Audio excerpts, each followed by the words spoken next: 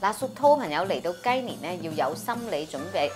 12生肖之中，你係變化最多，因為你哋今年沖太歲啊！沖太歲通常又要轉工啦，又或者嚟講喺財運方面嘅上落比較大。中國人話一喜擋三災，犯太歲年份如果有傳統嘅大喜事沖喜，包括住結婚、添丁、買樓，當然最好啦，可以提升個人運勢。如果冇呢一類嘅喜事咧，我哋就要預備今年咧係好多變化啦。而且屬兔朋友今年並冇吉星照住喎，冇吉星照住嘅時間咧，就要借對宮嘅星過嚟，借過嚟嘅星得3成嘅力量嘅咋，而且借到嘅星都係以事業為主，有文昌星、將星呢類嘅星，對其他嘢幫助似乎唔大，所以屬兔嘅朋友今年一定要萬事小心啊！尤其是有大耗星係大嘅破財星嚟㗎，喺財運方面就要做得保守啲啦。